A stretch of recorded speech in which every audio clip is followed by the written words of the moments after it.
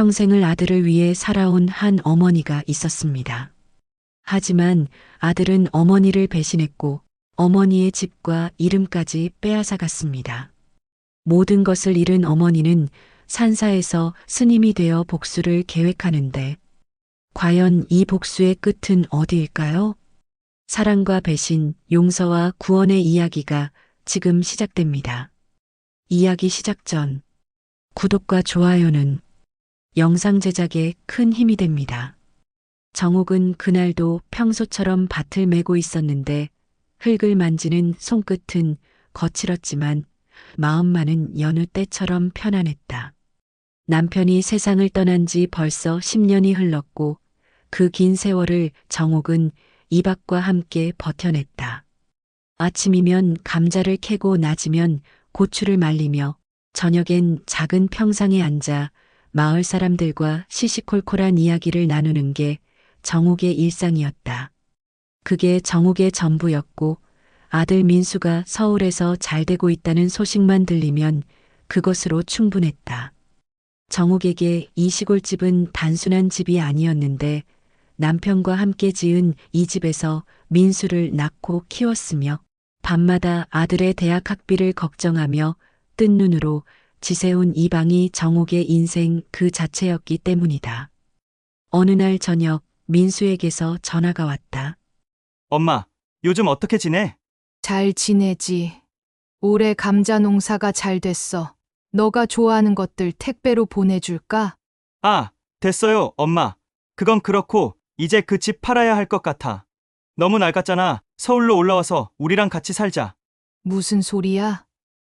내가 이 집 떠나서 어디 가? 난 여기가 좋은데.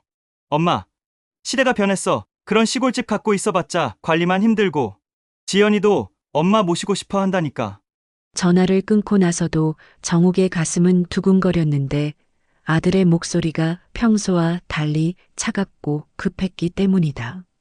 하지만 정옥은 애써 그 불안을 떨쳐내려 했고 아들이 자신을 걱정하는 거라고 그렇게 믿고 싶었다. 며칠 후 낯선 남자가 정옥의 집 앞에 나타났는데 정장을 입은 남자는 가죽 서류 가방을 들고 있었다. 혹시 정옥 씨 맞으십니까? 네, 그런데요. 저는 한강 부동산에서 나왔는데요. 이 집 매매 건으로 왔습니다. 매매요? 무슨 말씀이세요? 아드님께서 이 집을 매물로 내셨고 서류 확인 차 왔어요. 정옥의 머릿속이 하얘지면서 손이 떨렸고 입술이 바짝 말라버렸다. 아들이 자기 집을 팔려고 한다는 말에 정옥은 남자를 돌려보내고 곧장 민수에게 전화를 걸었지만 민수는 전화를 받지 않았다. 한 번, 두 번, 세 번 걸어도 받지 않았고 10번을 넘게 걸어도 여전히 받지 않았다. 정옥은 그날 밤 잠을 이루지 못한 채 천장을 바라보며 생각했는데 내가 뭘 잘못했을까? 아들이 왜 이러는 걸까 하는 생각이 머릿속을 떠나지 않았다. 그리고 다음 날 아침 더 충격적인 사실을 알게 됐는데 마을 이장이 급하게 찾아온 것이다. 정옥 씨, 큰일 났어. 등기소에서 연락 왔는데 이 집이 이미 명의 변경됐대. 명의 변경이요? 아들 이름으로 넘어갔어, 작년에. 정옥은 그 자리에서 주저앉았는데 작년이라면 민수가 마지막으로 집에 왔을 때였기 때문이다. 그때 민수는 정옥에게 서류 몇 장의 도장을 찍어달라고 했었고 정부 지원금 신청서라고 했었다. 정옥은 아무 의심 없이 도장을 찍었는데 그게 집 명의를 넘기는 서류였을 줄은 꿈에도 몰랐던 것이다.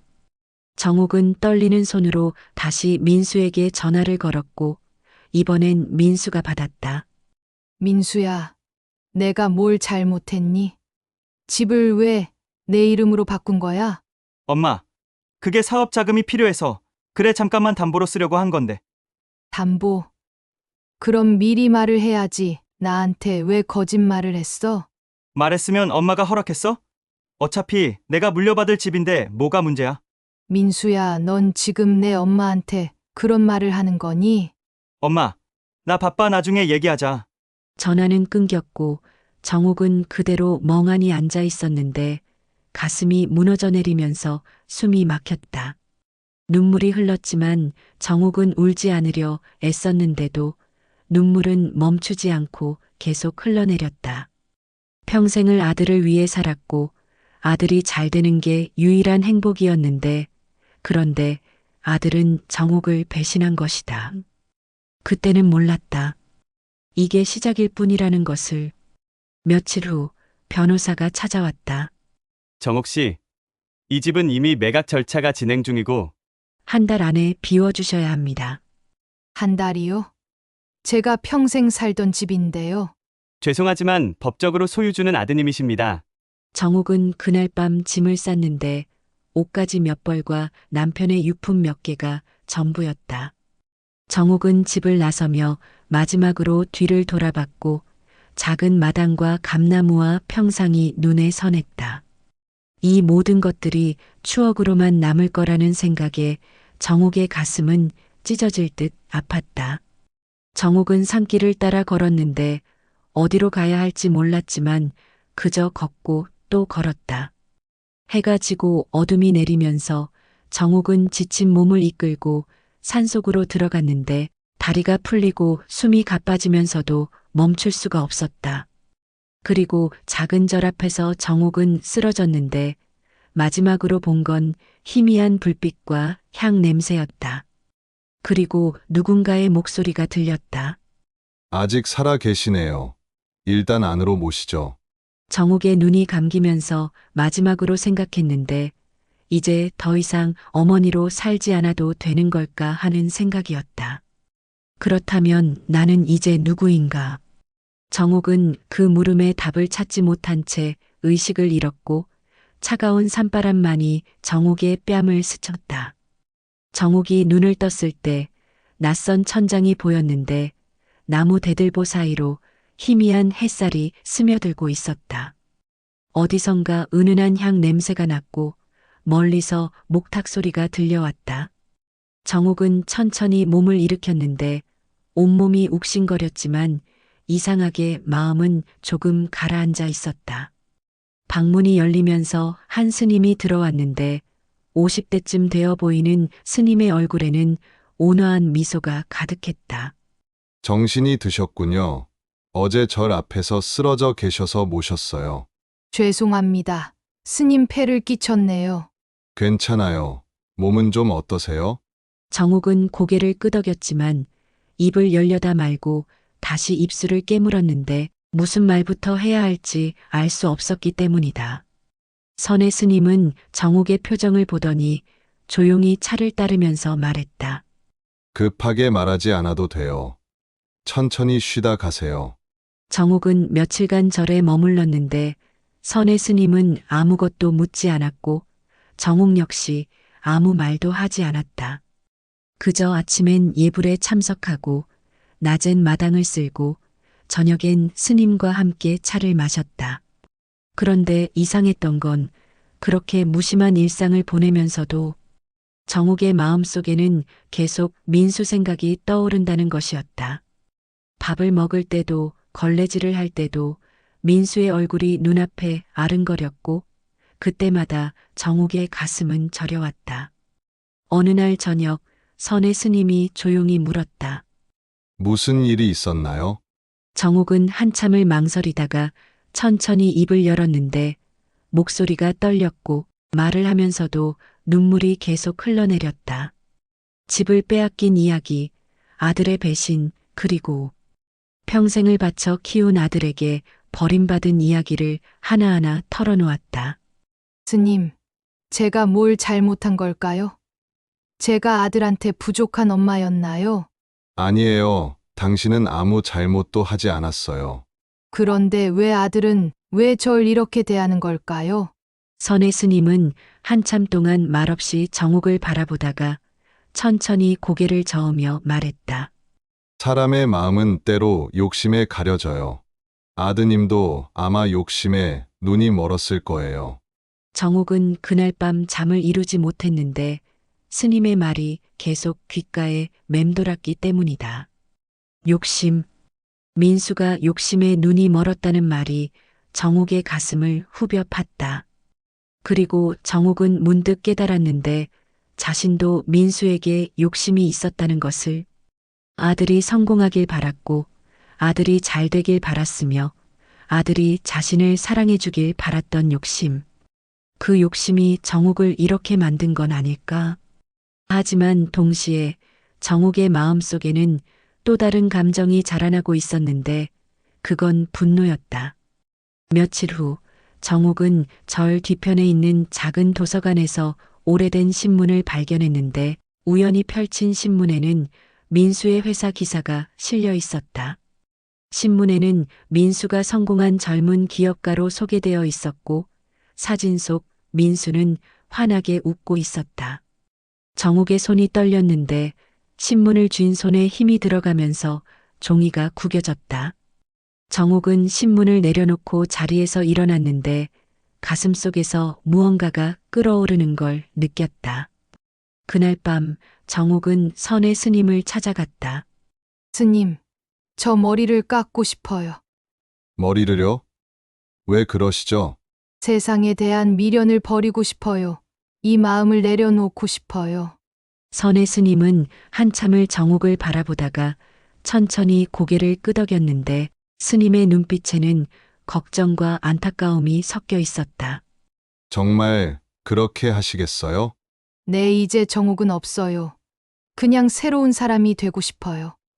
다음 날 새벽 정옥은 법당 앞에 앉았는데 선의 스님이 조용히 가위를 들었다.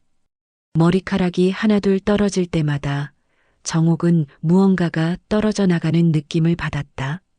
과거의 정옥, 어머니로서의 정옥, 민수를 사랑했던 정옥.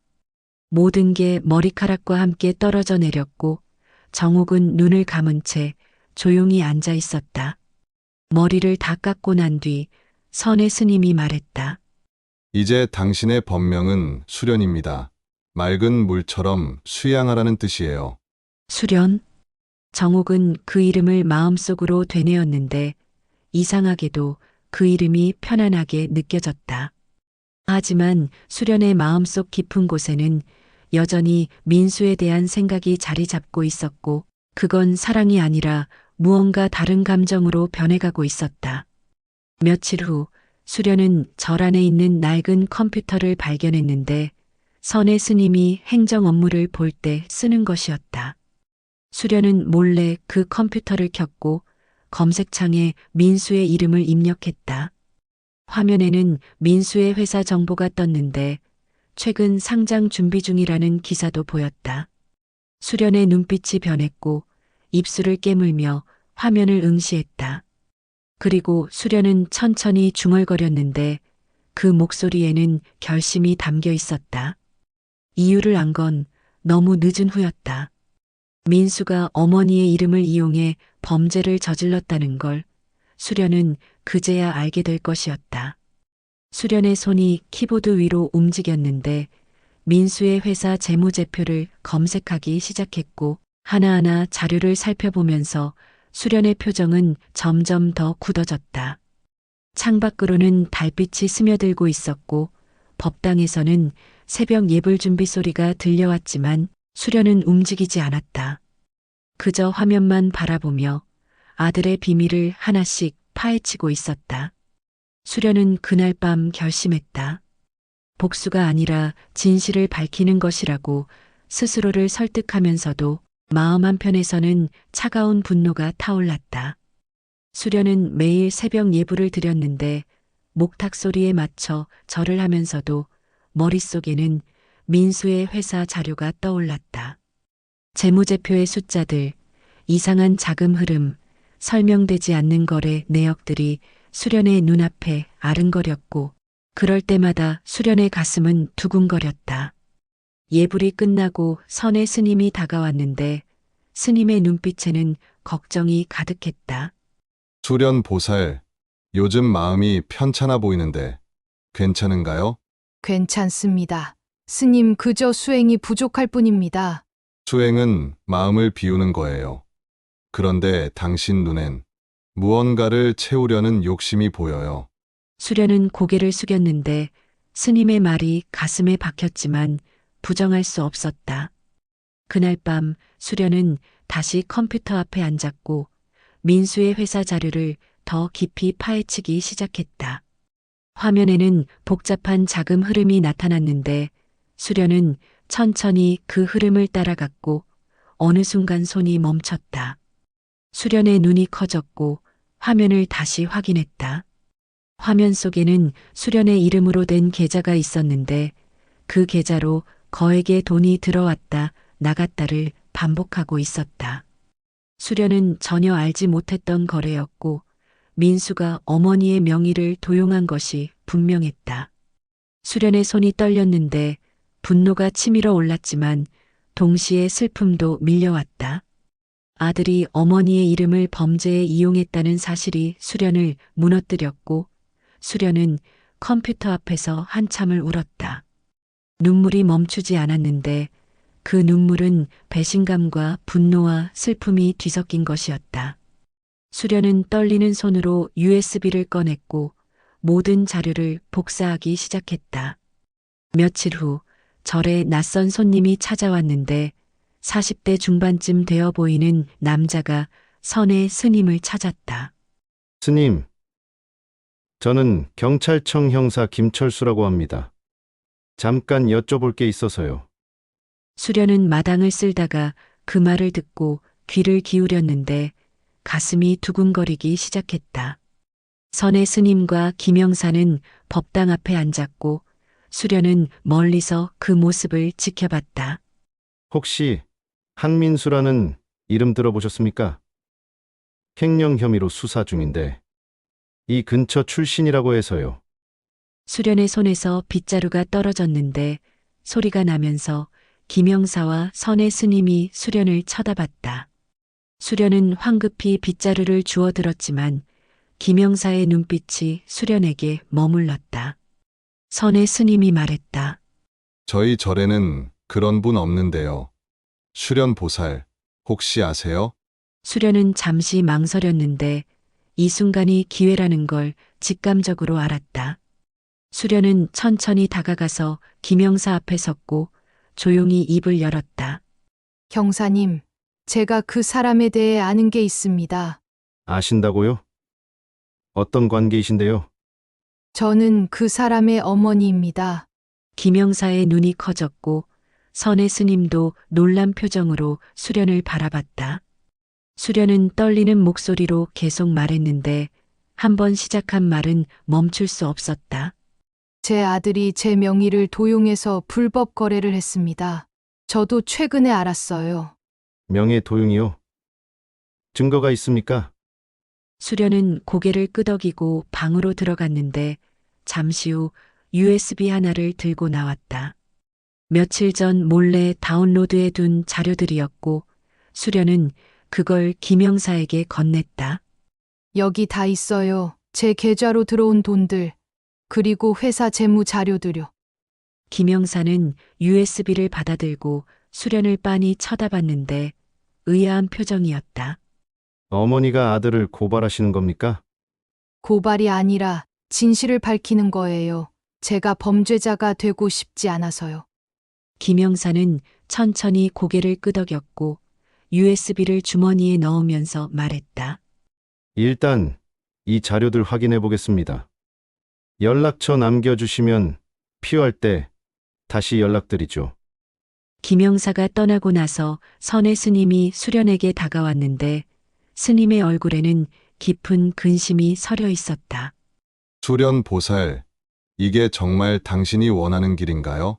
스님, 저는 그냥 진실을 밝히고 싶을 뿐이에요. 이게 잘못된 건가요? 잘못됐다는 게 아니에요. 다만 그 길의 끝이 당신을 더 아프게 할까봐 걱정되는 거예요. 수련은 아무 말도 하지 않았는데 사실 자신도 두려웠기 때문이다. 이 길의 끝에 뭐가 있을지, 민수와 다시 마주쳤을 때 어떤 기분일지 수련은 알 수 없었다. 그날 밤 수련은 법당에 혼자 앉아 있었는데 촛불을 바라보며 오랜 시간 생각에 잠겼다. 과거의 기억들이 떠올랐고 어린 민수가 엄마 품에 안겨 웃던 모습, 대학 합격증을 들고 기뻐하던 모습이 눈앞에 아른거렸다. 수련은 조용히 중얼거렸다. 수련의 눈에서 눈물이 흘렀는데 그 눈물은 슬픔인지 분노인지 알 수 없었다. 수련은 촛불을 바라보며 다짐했다. 이제 되돌릴 수 없다고, 이 길을 끝까지 가야 한다고. 며칠 후 김영사에게서 연락이 왔는데 자료를 확인했고 추가로 만나서 이야기하고 싶다는 내용이었다. 수련은 저를 나와 근처 경찰서로 갔고 김영사는 수련을 작은 상담실로 안내했다. 보살님이 주신 자료 대단합니다. 이걸로 한민수의 횡령 증거를 확보할 수 있어요. 그럼 제 아들이 잡히는 건가요? 네. 곧 구속영장을 청구할 겁니다. 수련의 가슴이 내려앉았는데 막상 그 말을 들으니 복잡한 감정이 밀려왔다. 김영사가 계속 말했다. 보살님, 각오하셔야 할 게 있어요. 이 일이 알려지면 세상 사람들이 보살님을 이상하게 볼 수도 있어요. 무슨 말씀이세요? 어머니가 아들을 고발했다는 사실을 사람들이 알게 되면 비난받을 수도 있다는 겁니다. 수련은 한참을 말없이 앉아 있었는데 그제야 깨달았다. 복수의 대가가 이렇게 무거울 줄은 몰랐고 아들을 무너뜨리는 것이 자신도 무너뜨릴 수 있다는 걸 이제야 알았다. 하지만 수련은 물러서지 않았다. 괜찮아요. 제가 감수할게요. 진실이 밝혀지는 게 중요하니까요. 김영사는 고개를 끄덕였고 수련은 경찰서를 나왔다. 밖은 어두웠는데 차가운 바람이 수련의 뺨을 때렸고 수련은 하늘을 올려다봤다. 별이 보였고 그 별빛이 유난히 차갑게 느껴졌다. 수련은 천천히 걸으면서 생각했는데 이제 시작이라는 것을, 민수와의 마지막 대결이 시작될 것이고 그 끝에 무엇이 기다리고 있을지 수련은 알 수 없었다. 수련의 뒷모습은 쓸쓸했지만 그 걸음은 단호했고 차가운 밤 공기 속에서 수련의 그림자만이 길게 늘어졌다. 수련은 절로 돌아와서도 잠을 이루지 못했는데 김영사의 말이 계속 귓가에 맴돌았기 때문이다. 세상 사람들의 시선. 그 말이 수련의 가슴을 짓눌렀고 어쩌면 자신이 나쁜 어머니로 낙인 찍힐 수도 있다는 생각에 손이 떨렸다. 하지만 동시에 이상한 해방감도 느껴졌는데 이제 더 이상 숨길 것도 없고 두려울 것도 없다는 생각이 들었기 때문이다. 새벽 예불 시간 수련은 평소보다 더 깊이 절을 했고 한 번 절할 때마다 민수의 얼굴이 떠올랐다. 웃고 있는 민수, 울고 있는 민수, 차갑게 자신을 외면하던 민수. 모든 민수의 모습이 수련의 눈앞을 스쳐 지나갔고 수련은 눈물을 흘리며 계속 절을 했다. 며칠 후 김영사가 다시 절을 찾아왔는데 이번에는 두꺼운 서류 뭉치를 들고 있었다. 보살님, 조사가 더 진행되는데요. 보실 게 있어요. 수련은 김영사를 따라 법당 옆 작은 방으로 갔고 김영사는 서류를 펼쳐 보이며 설명하기 시작했다. 한민수가 회사 자금을 횡령한 건 맞는데 방법이 좀 교묘해요. 보살님 명의 계좌를 여러 개 만들어서 돈을 돌렸거든요. 여러 개요? 저는 하나밖에 모르는데요. 모두 12개입니다. 보살님, 주민번호로 만들어진 계좌들이에요. 수련의 얼굴이 창백해졌는데 12개라는 숫자가 믿기지 않았다. 김영사는 계속해서 서류를 넘기며 말했고 수련은 그저 멍하니 듣고만 있었다. 그런데 이상한 점이 있어요. 이 계좌들로 들어온 돈이 모두 회사로 다시 나갔는데 보살님 통장에는 한 푼도 남지 않았어요. 그럼 제가 돈을 받은 게 아니란 말인가요? 네. 그래서 보살님이 공범이 아니라는 걸 증명할 수 있어요. 명의만 도용당한 피해자죠. 수련은 한숨을 내쉬었는데 안도감과 동시에 또 다른 감정이 밀려왔다. 아들이 어머니의 이름을 이용해서 범죄를 저질렀다는 사실이 수련을 더 아프게 했고 수련은 눈을 감았다. 김영사가 조심스럽게 물었다. 보살님, 혹시 한민수와 연락하신 적 있으세요? 최근에요. 아니요. 집을 나온 뒤로는 한 번도 없어요. 그렇군요. 사실 한민수 측에서 변호사를 선임했는데 보살님을 공범으로 지목하려는 움직임이 있어요. 수련의 눈이 커졌는데 가슴이 철렁 내려앉는 느낌이었다. 제가 공범이라고요? 네. 어머니와 아들이 공모했다고 주장하려는 것 같아요. 그래야 한민수의 죄가 줄어들 테니까요.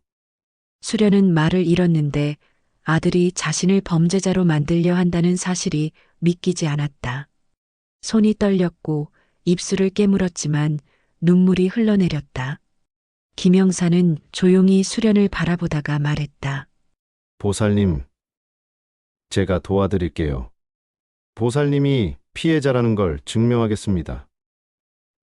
왜 저를 도와주시려는 건가요? 저도 어머니가 있거든요. 자식 때문에 고생하시는 모습을 보면 그냥 지나칠 수가 없어요. 수련은 김영사를 바라봤는데 그의 눈빛이 진심으로 느껴졌고 수련은 고개를 숙이며 작게 말했다. 고맙습니다, 형사님. 그날 이후 김영사는 자주 저를 찾아왔는데 때로는 추가 조사를 위해 때로는 그냥 수련의 안부를 묻기 위해서였다. 수련은 김영사와 이야기를 나누면서 조금씩 마음을 열었고 과거의 이야기들을 하나씩 꺼내놓았다. 민수가 어렸을 때 이야기, 남편이 세상을 떠난 후 홀로 아들을 키운 이야기, 아들이 대학에 갈 때까지 밤낮으로 일했던 이야기. 김영사는 조용히 듣기만 했는데 가끔 고개를 끄덕이거나 한숨을 쉬었다. 어느 날 오후 김영사가 심각한 표정으로 수련을 찾아왔다. 보살님, 검찰에서 소환장이 나왔어요. 소환장이요? 네. 피의자 신분은 아니고 참고인으로요. 한민수 사건 조사에 협조해야 합니다. 수련은 떨리는 손으로 소환장을 받아들었는데 종이가 무겁게 느껴졌다. 김영사가 말을 이었다. 걱정 마세요. 제가 같이 가겠습니다.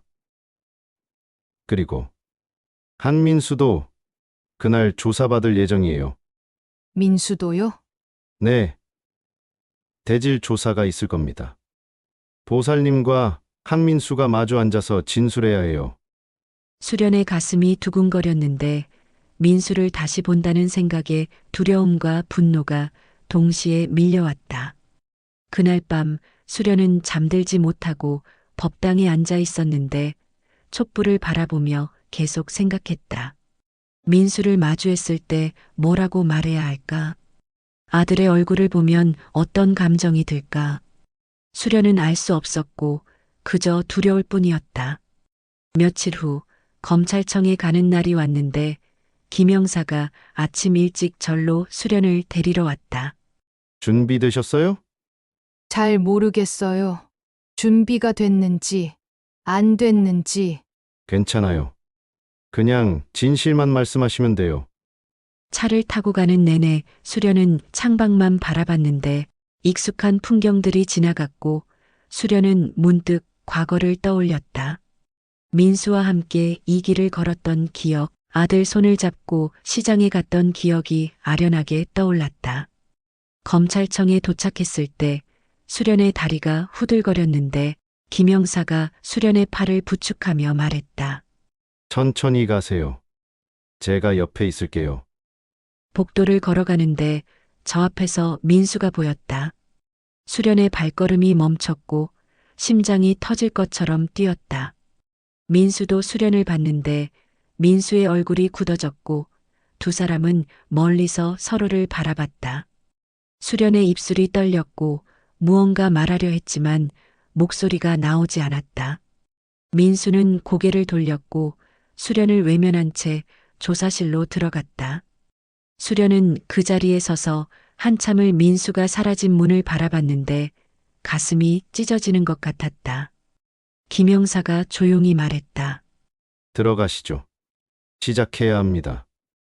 수련은 고개를 끄덕이고 조사실로 들어갔는데 민수가 반대편에 앉아 있었고 두 사람 사이에는 차가운 침묵만이 흘렀다. 검사가 자리에 앉으며 말했다. 그럼 조사를 시작하겠습니다.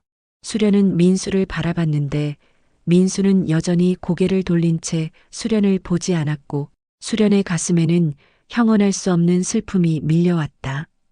조사실 안은 냉기가 흘렀는데 형광등 불빛이 차갑게 내려앉으며 수련과 민수를 비췄다. 검사는 서류를 펼쳐놓고 질문을 시작했는데 수련은 떨리는 목소리로 하나하나 대답했다. 정옥 씨, 아니 수련 보살님 이 계좌들을 개설하신 적 있으십니까? 아니요, 저는 모릅니다. 그럼 한민수 씨가 보살님 명의로 계좌를 만들었다는 걸 전혀 몰랐다는 말씀이신가요? 네, 전혀 몰랐어요. 민수가 갑자기 책상을 쳤는데 큰 소리가 나면서 수련이 움찔했다. 거짓말이에요. 엄마가 다 알고 있었어요. 제가 사업 자금 필요하다고 했을 때 엄마가 먼저 도와주겠다고 했잖아요. 수련은 민수를 바라봤는데 아들의 눈빛에는 절박함과 분노가 섞여 있었다. 민수야, 넌 지금 무슨 말을 하는 거니? 엄마야말로 왜 갑자기 모른다고 하는 거예요? 우리 같이 한 거잖아요. 검사가 손을 들어 민수를 제지했고 김영사가 증거 자료를 제출했다. 검사님, 이 자료를 보시면 알겠지만 모든 거래는 한민수 씨의 회사 계좌에서 시작됐고 수련, 보살님 명의 계좌는 단순히 경유지로만 사용됐습니다. 검사는 자료를 꼼꼼히 살펴봤는데 한참을 들여다보던 검사의 표정이 굳어졌다. 한민수 씨, 이 자료에 따르면 보살님 계좌로 들어온 돈이 단 하루 만에 모두 회사로 빠져나갔네요. 보살님은 단 한 푼도 인출한 적이 없고요. 그건 엄마가 저한테 다시 돌려준 거예요. 증거가 있습니까? 민수는 대답하지 못했는데 입술만 파르르 떨릴 뿐이었다. 검사가 수련에게 물었다. 보살님, 아드님께 돈을 돌려주신 적 있으십니까? 없어요. 저는 그런 돈이 제 계좌를 거쳐 갔다는 것조차 몰랐어요. 민수가 다시 소리쳤는데 그 목소리에는 패닉이 가득했다. 거짓말이에요. 엄마 왜 이러세요? 왜 날 이렇게 만들어요? 수련의 눈에서 눈물이 흘렀는데 아들의 모습이 너무 초라해 보였다. 하지만 수련은 고개를 저었고 침착하게 말했다. 민수야, 내가 거짓말하는 게 아니야. 내가 거짓말하는 거지. 검사가 서류를 넘기며 계속 질문했다. 한민수 씨, 이명의 도용은 언제부터 시작됐습니까? 작년부터요. 어머니께 허락을 받으셨나요? 그건 민수는 대답을 못했는데 고개를 숙인 채 입술만 깨물었다. 검사가 한숨을 쉬며 말했다. 한민수 씨, 현재 증거로는 당신이 어머니 명의를 무단으로 도용해 횡령 금액을 세탁한 것으로 보입니다. 민수가 고개를 들었는데 눈빛이 흔들리고 있었다.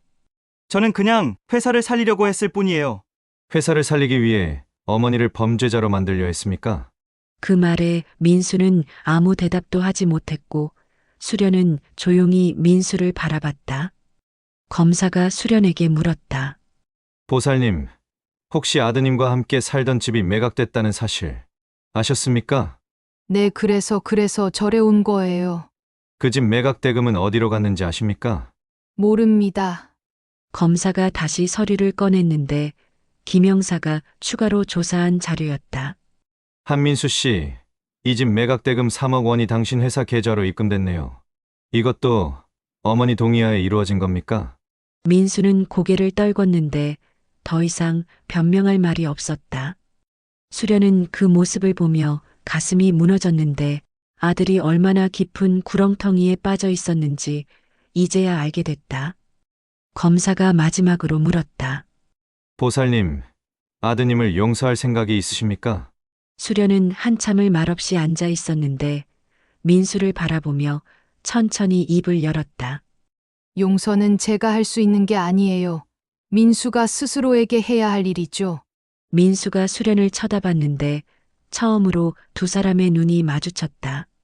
민수의 눈에는 눈물이 가득했고 수련의 눈에도 눈물이 고여 있었다. 검사가 조사를 마무리하며 말했다. 오늘 조사는 여기까지 하겠습니다. 추가 소환이 있을 수 있으니 연락 가능한 상태를 유지해 주시기 바랍니다. 조사실 문이 열렸고 수련은 천천히 자리에서 일어났다. 민수도 일어났는데 수련 쪽으로 한 걸음 다가왔다. 엄마, 수련은 멈춰 섰지만 돌아보지 않았고 등을 보인 채 조용히 말했다.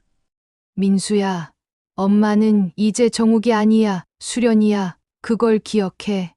수련은 그대로 걸어나갔고 민수는 그 자리에 서서 수련의 뒷모습을 바라봤다.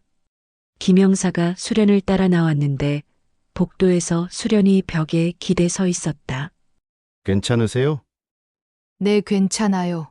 그냥 좀 힘들 뿐이에요. 김영사는 수련의 어깨를 가볍게 두드렸고 두 사람은 말없이 건물을 나섰다.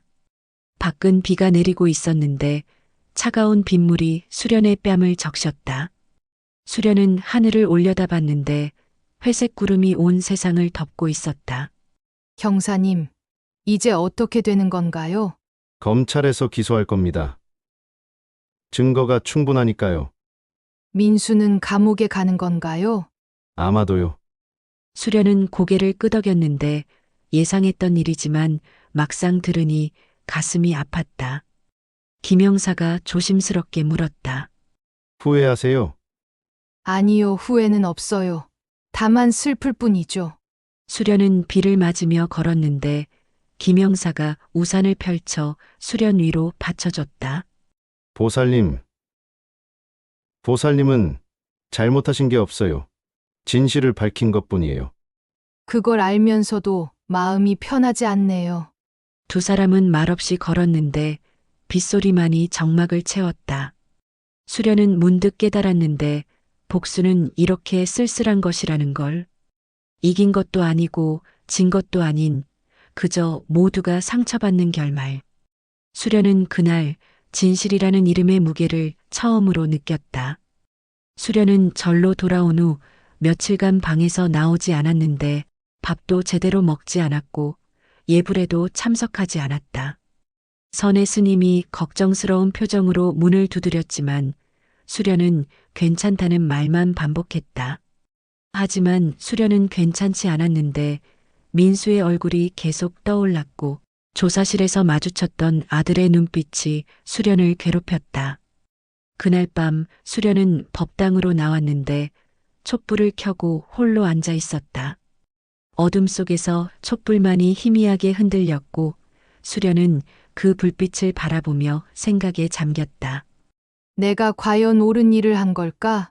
수련은 스스로에게 물었는데 대답은 쉽게 나오지 않았다. 진실을 밝힌 것은 옳은 일이었지만 아들을 무너뜨린 것은 과연 어머니가 할 일이었을까? 수련의 마음은 혼란스러웠고 가슴 속에서는 죄책감과 분노가 뒤섞여 소용돌이쳤다. 새벽이 되어서야 선의 스님이 법당에 들어왔는데 수련 옆에 조용히 앉았다. 밤새 여기 계셨군요. 네, 스님 잠이 오지 않아서요. 마음이 편치 않으신가 봐요. 수련은 고개를 끄덕였는데 눈물이 흘러내렸다.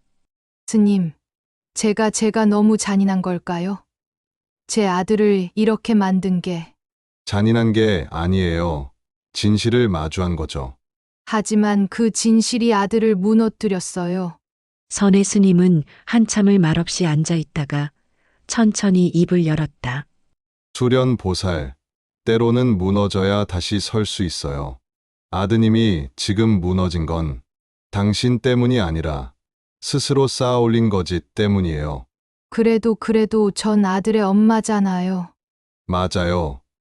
그래서 더 힘든 거겠죠. 하지만 진정으로 아들을 사랑한다면 때로는 아프게 하는 것도 사랑이에요. 수련은 눈물을 닦았는데 스님의 말이 조금씩 마음에 스며들었다. 며칠 후 김영사에게서 전화가 왔는데 민수의 구속영장이 발부됐다는 소식이었다. 보살님, 한민수 씨가 구속됐어요. 횡령과 명예도용 혐의로요. 수련은 전화를 받고 한참을 멍하니 앉아 있었는데 예상했던 일이지만 실제로 듣게 되니 가슴이 무너졌다. 김영사가 조심스럽게 말을 이었다. 보살님, 그리고 한민수 씨가 보살님께 전할 말이 있다고 하는데요. 무슨 말을요? 직접 들어보시는 게 좋을 것 같아요. 면회 신청을 하실 수 있어요. 수련은 망설였는데 민수를 다시 만난다는 것이 두려웠다. 하지만 동시에 아들이 무슨 말을 하려는지 궁금하기도 했다. 알겠어요. 면회 신청해 주세요. 며칠 후 수련은 교도소를 찾았는데 회색 벽으로 둘러싸인 건물이 수련을 압도했다. 김영사가 함께 왔는데 면회실까지 수련을 안내했다. 보살님, 괜찮으시겠어요? 네, 괜찮아요. 면회실 문이 열렸고 수련은 안으로 들어갔는데 투명한 아크릴판 너머로 민수가 보였다. 민수는 수척해져 있었고 죄수복을 입은 모습이 초라했다. 두 사람은 말없이 서로를 바라봤는데 수련의 가슴이 미어졌다. 민수가 먼저 입을 열었다. 엄마 오셨어요? 응, 왔어. 민수의 목소리는 떨렸고 눈가에는 다크서클이 짙게 깔려 있었다. 엄마, 저 죄송해요. 수련은 대답하지 않았는데 그저 민수를 바라보기만 했다. 민수가 계속 말했다. 제가 정말 잘못했어요. 엄마한테. 그리고 저 자신한테. 무엇이 잘못됐는지 이제 알겠니? 네, 알아요. 제가 욕심에 눈이 멀었어요. 돈을, 성공을 너무 원했어요. 수련의 눈에서 눈물이 흘렀는데 아들의 고백이 진심으로 느껴졌다. 민수야, 엄마는 내가 성공하길 바랐지만 이런 식으로는 아니었어. 알아요. 이제 알아요. 근데 너무 늦었어요. 늦지 않았어. 이제라도 깨달았으면 된 거야. 민수가 고개를 떨궜는데 어깨가 들썩이며 울기 시작했다. 엄마, 저 교도소에서 생각 많이 했어요. 제가 엄마한테 얼마나 나쁜 짓을 했는지. 그래, 그걸 알았으면 됐어. 엄마는 절 용서하실 수 있어요? 수련은 한참을 침묵했는데 용서라는 단어가 무겁게 느껴졌다. 수련은 천천히 입을 열었고 조용하지만 단호한 목소리로 말했다. 민수야, 용서는 내가 스스로에게 해야 할 일이야. 엄마가 해줄 수 있는 건 없어. 그럼 엄마는 날 버리시는 거예요? 버리는 게 아니야. 다만 내가 스스로 일어서야 한다는 거지. 민수는 울음을 터뜨렸는데 아크릴판 너머로 들리는 울음소리가 수련의 가슴을 후볐다. 수련도 눈물을 흘렸지만 단호한 표정을 잃지 않았다. 민수야, 엄마는 널 사랑해. 그건 변함없어. 하지만 이제 엄마는 내 엄마가 아니라 수련이야. 무슨 말씀이세요? 엄마는 이제 정욱이 아니야. 수련으로 살 거야. 그리고 넌 내 삶을 내가 책임져야 해. 민수는 고개를 저었는데 이해할 수 없다는 표정이었다. 수련은 자리에서 일어났고 마지막으로 민수를 바라봤다. 민수야, 여기서 내가 진짜로 누구인지 찾아. 그게 엄마가 바라는 거야. 수련은 돌아서서 걸어나갔고 민수는 아크릴판에 손을 대며 외쳤다. 엄마. 하지만 수련은 돌아보지 않았는데 눈물을 흘리며 면회실을 나섰다. 복도에서 김영사가 기다리고 있었고 수련의 눈물을 보며 아무 말도 하지 않았다. 형사님, 이제 정말 끝난 건가요? 아니요, 이제 시작이에요. 보살님의 새로운 시작이요. 수련은 고개를 끄덕였는데 가슴이 텅 빈 것 같았지만 동시에 조금 가벼워진 느낌도 들었다. 교도소를 나오며 수련은 하늘을 올려다봤는데 구름 사이로 햇살이 비치고 있었다. 수련은 깊게 숨을 들이마셨고 천천히 걸음을 옮겼다. 그때는 몰랐다. 이 어둠 속의 결단이 결국 두 사람 모두를 구원할 씨앗이 될 거라는 것을. 수련은 절로 돌아온 후 일상으로 돌아가려 했는데 하지만 마음은 쉽게 평온해지지 않았다. 매일 새벽 예불을 드리고 밭을 가꾸고 경전을 읽었지만 민수 생각은 떠나지 않았다. 며칠 후 김영사에게서 전화가 왔는데 민수의 재판 날짜가 잡혔다는 소식이었다. 보살님, 다음 주 화요일에 첫 공판이 열려요. 증인으로 출석하셔야 합니다. 알겠어요, 형사님. 그리고 언론에서 이 사건에 관심이 많아요. 아들을 고발한 어머니라는 이야기가 퍼지면서요. 수련은 한숨을 쉬었는데 예상했던 일이지만 막상 들으니 마음이 무거웠다. 괜찮아요. 각오는 했으니까요. 재판 당일 수련은 법정에 섰는데 방청석에는 사람들이 가득했고 기자들의 카메라 플래시가 번쩍였다. 수련은 증인석에 앉았고 민수는 피고인석에 앉아 있었다. 두 사람은 다시 마주했지만 이번에는 법정이라는 냉혹한 공간이었다. 판사가 입장했고 재판이 시작됐다. 검사가 일어서서 수련에게 질문했다. 증인, 피고인 한민수와의 관계를 말씀해 주시겠습니까? 저는 피고인의 어머니입니다. 방청석에서 웅성거림이 일었는데 사람들의 시선이 수련에게 쏠렸다. 검사가 계속 질문했다. 증인께서는 피고인이 증인의 명의를 도용한 사실을 언제 알게 되셨습니까? 몇 달 전 절에서 우연히 알게 됐어요. 그때 어떤 기분이셨습니까? 수련은 잠시 침묵했는데 그때의 감정이 고스란히 떠올랐다. 배신감, 그리고 슬픔이었어요. 제가 평생 키운 아들이 저를 범죄에 이용했다는 사실이 믿기지 않았어요. 그래서 경찰에 제보하신 겁니까? 네, 제가 범죄자가 되고 싶지 않았어요. 그리고 진실을 밝히고 싶었어요. 민수의 변호사가 일어섰는데 공격적인 태도로 수련을 쳐다봤다. 증인, 피고인이 어렸을 때부터 증인께서 지나치게 성공을 강요하신 건 아닙니까? 수련은 놀란 표정을 지었는데 예상치 못한 질문이었다. 무슨 말씀이세요? 피고인이 이렇게 된 건 어머니의 과도한 기대 때문 아닙니까? 그래서 피고인이 압박감에 잘못된 선택을 한 거 아닙니까? 수련의 가슴이 철렁했는데 변호사의 말이 날카롭게 파고들었다. 수련은 떨리는 목소리로 대답했다. 저는 아들이 행복하길 바랐어요. 성공을 강요한 적은 없어요. 하지만 피고인은 어머니를 실망시키고 싶지 않아서 이런 선택을 했다고 진술했습니다. 수련은 민수를 바라봤는데 민수는 고개를 숙이고 있었다. 수련의 눈에서 눈물이 흘렀고 목소리가 떨렸다. 만약 제가 아들에게 부담을 줬다면 그건 제 잘못이에요. 하지만 그게 범죄를 정당화할 수는 없어요. 판사가 변호인에게 경고했고 검사가 다시 질문을 이어갔다. 증인, 마지막으로 피고인에게 하고 싶은 말씀이 있으십니까?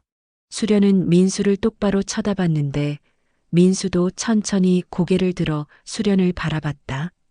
수련은 깊게 숨을 들이마시고 천천히 입을 열었다. 민수야, 엄마는 너를 사랑했어. 지금도 사랑해.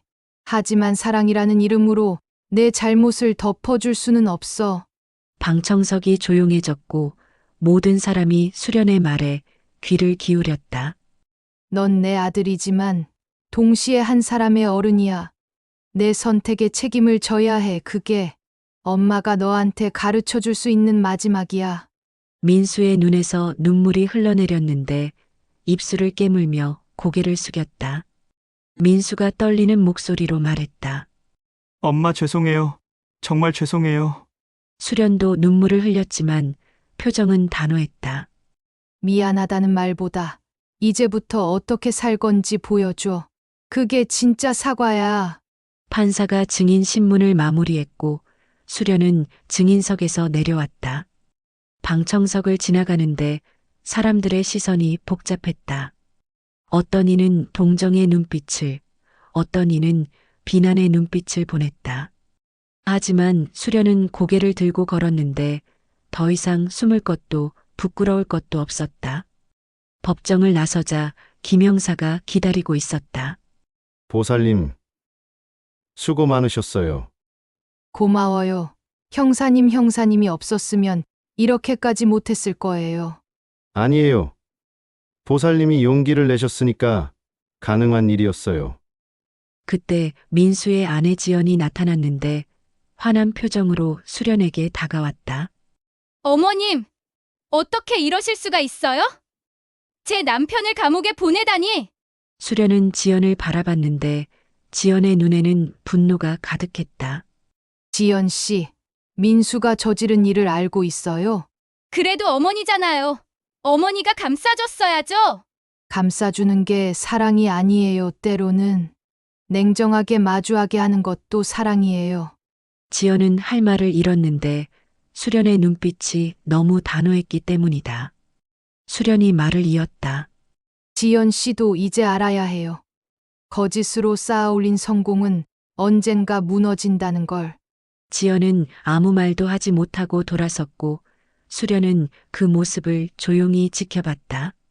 며칠 후 판결이 나왔는데 민수는 징역 5년을 선고받았다. 수련은 판결문을 전해 들었지만 법정에는 가지 않았다.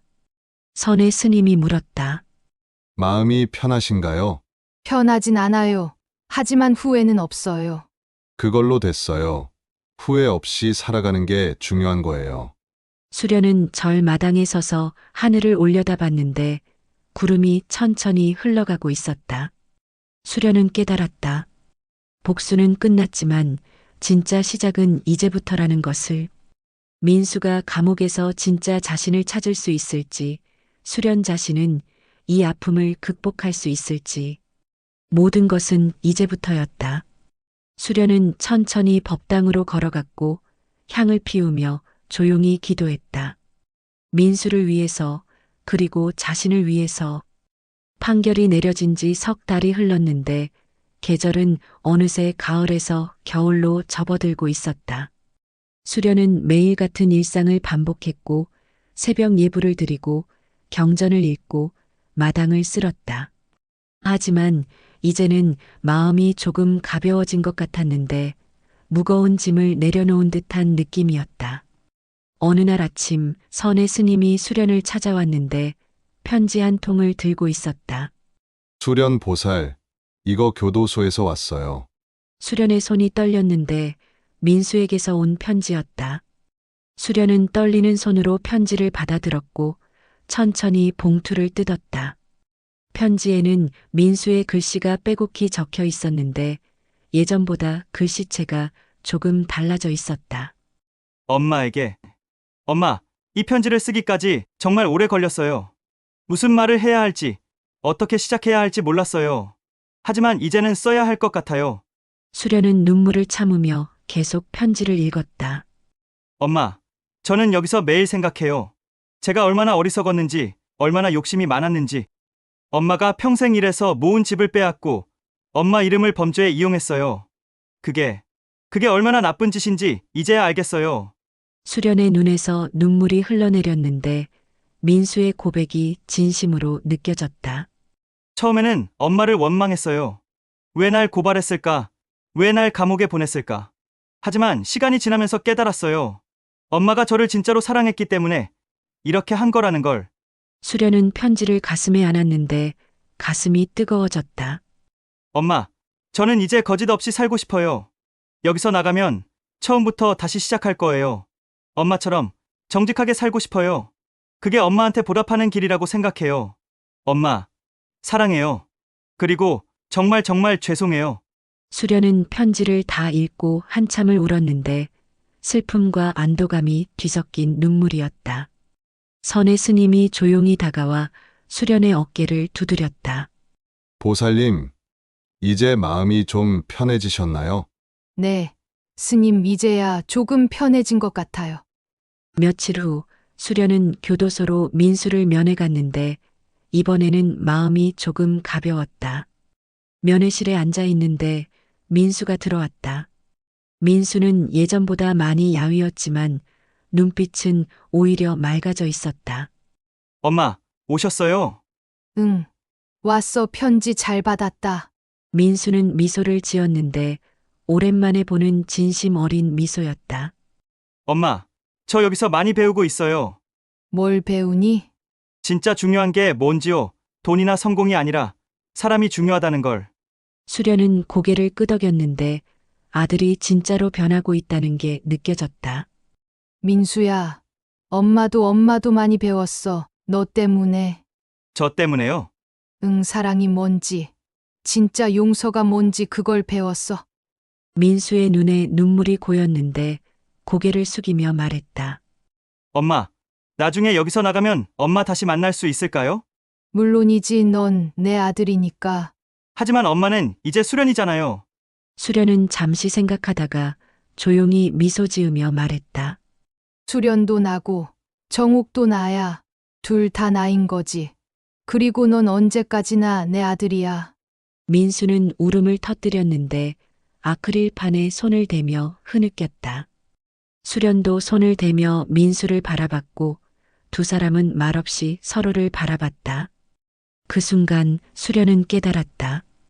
복수는 끝이 아니라 시작이었다는 것을, 진짜 용서와 화해는 이제부터라는 것을. 면회를 마치고 나오는데 하늘이 맑았다. 겨울 햇살이 따뜻하게 내려앉았고 수련은 깊게 숨을 들이마셨다. 김영사가 밖에서 기다리고 있었는데 수련의 표정을 보며 물었다. 보살님, 괜찮으세요? 네, 괜찮아요. 아니, 괜찮은 정도가 아니라 행복해요. 행복하시다고요? 네, 제 아들이 변하고 있어요. 진짜로. 김영사는 미소를 지었는데 수련의 얼굴에 평화가 가득한 걸 볼 수 있었다. 보살님은 정말 대단하세요. 아니에요. 저는 그냥 어머니일 뿐이에요. 수련은 절로 돌아왔고 새벽 예불 준비를 했다. 법당에 향을 피우는데 연기가 천천히 올라갔다. 수련은 그 연기를 바라보며 기도했는데 민수를 위해, 그리고 모든 아픔을 겪는 사람들을 위해. 그날 밤 수련은 일기를 썼다. 오늘 민수를 만났다. 아들이 변하고 있었다. 진심으로 뉘우치고 다시 시작하려 하고 있었다. 나는 깨달았다. 복수는 누군가를 무너뜨리는 게 아니라 다시 일으켜 세우는 것이었다. 진실은 아프지만 그 아픔이 결국 우리를 자유롭게 한다. 민수야, 엄마는 기다릴게. 내가 진짜 내 자신을 찾을 때까지. 그리고 그때 우리는 다시 만날 거야. 어머니와 아들로, 아니 사람과 사람으로.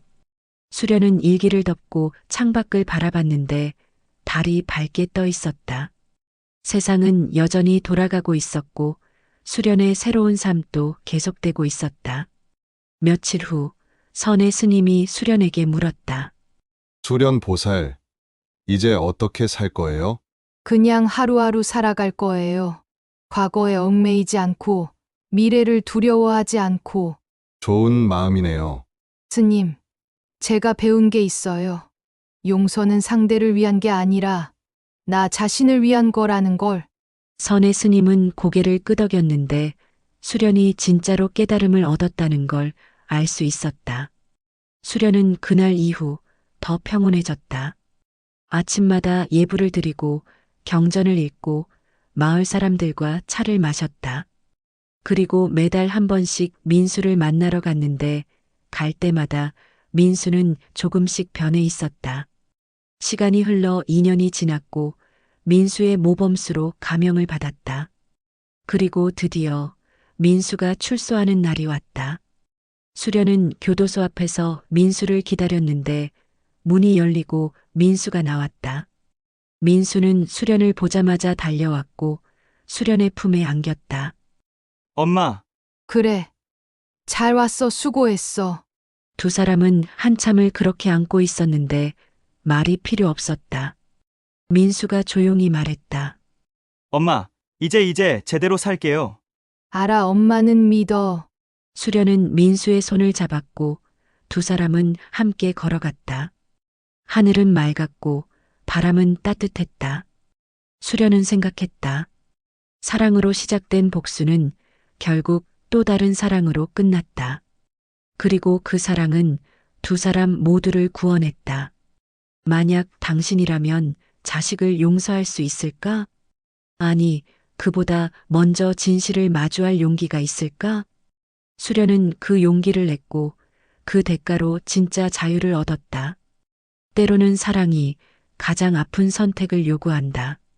하지만 그 아픔을 견뎌낸 자만이 진짜 평화를 얻는다.